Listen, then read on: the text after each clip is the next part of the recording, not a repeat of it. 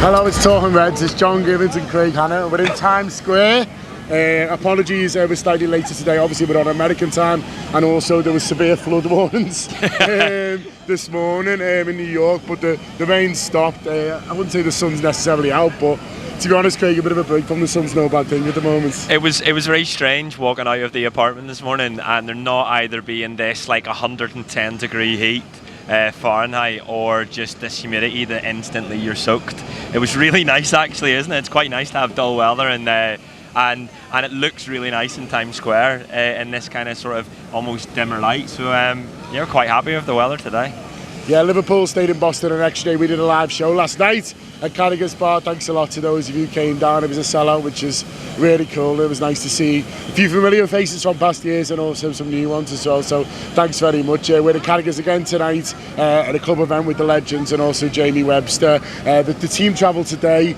They stayed an extra day in Boston to use the kind of training facilities there, and then we see them play again tomorrow night. Craig, they're playing at Yankee Stadium, which is pretty exciting. Another iconic sports stadium we're visiting this summer. They're playing against Sporting, who are hopefully a bit more sporting than the last team were.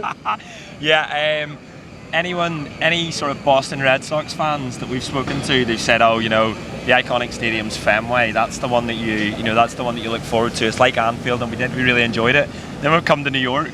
And people last night were like, oh, you'll love the stadium. It's the Yankee Stadium. It's the iconic stadium of baseball, the big team. So bit of rivalry going on between the two. But yeah, you'd like to think it doesn't become the bloodbath that it threatened to be the other night. And I'd also like to hope that we see better performances from Liverpool, really. Sorry if you hear like a little bit of noise there. I think there's the actual subway going on underneath Times Square. It's New York, it's the buzz of the city. Yeah. You know, the roads go up and the taxis go down or something. I can't remember what. It's bright, isn't it? Like, it is. Lots of advertising. That's Times Square. I really want to buy stuff. I know. It's really getting into my head. Yeah. I reckon me and you are going to be in Jersey Boys tonight. What, in the performance? Yeah. Your newest Jersey Boys, Gibbo and Hanno. Yeah, see how we get on. We might not come back. It might be a roaring success. So yeah, so the friendlies continue. As I say, it'd be nice to see a slightly better performance tonight, tomorrow night, and hopefully a win as well, because they've not won yet on this tour. But the games do go on, the training goes on, and back home the transfer stories continue. Liverpool are definitely not going to announce Fekir. I woke up this morning and I saw James Pearce had tweeted, but I lost my phone. Long story cut short, and I've been using Neil's old rubbish phone. And at the top of it, she's letting you that. Okay, Neil's really good replacement phone, if he's watching. And it came up, James Pearce, and then Fekir announced, and I'm like, what? Then how long was I asleep? Betis. Yeah, Betis. It's a strange one, isn't it? Because of the gulf and the amount that we were willing to spend for him last summer, and then the amount that he's gone. I know his contract's running down, but you would have thought that if there was even a chance that Liverpool was still interested in him, or you know, if they were willing to take a chance, you'd take a chance at whatever it was, 20 million euros or something, despite the knee problems, and that I'm trying to work out what that means. To me, I'm telling myself it means that there's going to be a big one. It might also mean that there's no one at all, but let's live in hope. I mean, it might also be that they really didn't like his medical whatsoever, but bettors have gone for it. They tweeted that he's in perfect physical condition, which is obviously a bit of a reference to the stories in the past. See, they've also signed his brother. For how much? Don't know. Was he a footballer? Yeah. Oh, right, okay. Just thought I will bring his brother along and help him. And all the Fakirs. Amazing. Yeah. I'm into that. Yeah. I like that.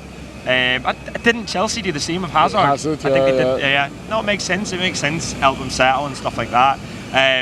But yeah, it's a funny one. Now we can finally never have to talk about Nail Fekir again. Yeah. I think that's just the end of it all. I know Rob Goodman probably would have had him back this summer, and I would have probably taken a chance on him. But then, you know, the recruitment team knows better than I do, and Liverpool know better than I do. So, yeah. In terms of other ins, if you like, the Nicolas Pepe stuff's still going on. I'm slightly suspicious that it seems to be their chairman who's most keen to kind of make this transfer happen. He's the one talking about it more than anyone. So I'm always sort of slightly suspicious of that. There's more stuff with leaks in terms of Fernandes that won't go away either.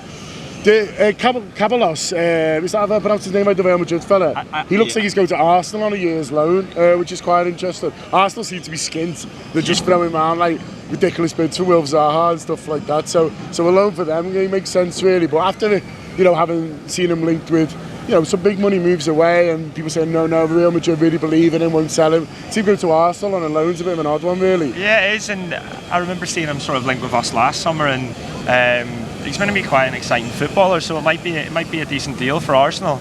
I think as well they're still trying to get Kieran Tierney, aren't they? And there's talk of like around 25 million, so they obviously are skinned. There's just not a team that I've even thought of this summer, and I think that goes to show where we are now and where they are. The kind of signings they're making or trying to go for feel very Liverpool 4 or 5 years ago, don't they? But we'll see how they play out. I think on Nicolas Pepe, it must be the agent and it must be the club now, because it's been so long. Like at the start of the transfer window, he was this player. He was like the most exciting player that was going to be available, and Bayern were after him, and Liverpool were after him, and this and that, and just nothing's happened with him. And I wonder, is it just that the offers that he has been getting, his agent, they're not that bracket? So what his agent's trying to do is link him with these teams. I know that's not what we want to hear if we want transfers for Liverpool, but it kind of feels like that way, doesn't it? And it feels like it'll almost just get to the end of the window and then he'll sign for someone sort of, all right. Do you know what I mean? That's just me guessing, by the way. It feels like one of those stories. No, I know what you mean, but we'll wait and see. In terms of outs, tried to have a little look around. I did notice Nathaniel Klein has been linked to Crystal Palace. That'll obviously be a replacement for Wan-Bissaka, so it'll be lovely for him to work with Mustafa Hodgson. We've got a bit of a mention of the live show last night, didn't he? Neil Jones had a good Roy Hodgson story, but tweet him and ask him about it if you're interested in sort of his story to tell. But yeah, it just seems to be transfer stuff, and I don't know how you'd feel if Liverpool started the season with more or less what they had. I saw someone asking the question, and what we need to remember is obviously the season starts before the transfer window closes, so Liverpool will have a few games where we'll know where we're at, we'll know sort of how we've started, we know how we're looking, and that might kind of affect the mood, or it might even affect the decision making. If we don't start as well as we think, Jurgen Klopp's not one to panic, but he might start thinking, especially if he's not thinking Manny straight away, have I got enough back up there? No, I think I'm torn. I think that I've said all along I'd like to see Liverpool build from a position of strength, and feels like you win the Champions League, well the next one you want is the Premier League, and you want to go far in the Champions League again. You've got 5 or 6 competitions this year. You've got the World Club Championship. It's going to be a lot of games. You're starting the season without Salah, without Mane. I mean, God knows when Mane's going to come back, because it was only 4 days ago or something that he's finished the season. Yeah. What a long season, especially after the World Cup as well. We've talked loads about how excited I am about Brewster and about Oxlade-Chamberlain being back. I'd like a Coutinho. I'd just like someone that it makes everyone go, oh, get on Liverpool, and for us to be able to say get on us, and I think that'd be a massive boost for everyone going into the new season. But equally, I'm not going to lose my head if we don't. I wonder if it's a case of he's just sort of waiting to see the madness that happens in this transfer window, and then what he can pick up in January. I know he doesn't like to usually make signings in January, but this might be one time where he thinks, right, well, I'll go with what I have, get myself to January, and then sort of work it out from there. Yeah, we'll see. We're having a really good time out here in America, so do kind of check out what we're doing. We were made up to interview Jurgen Klopp, and that was a really good interview we did a couple of days ago out in Boston. So you can listen to that if you've subscribed to the Anfield app audio or video service. It's on both.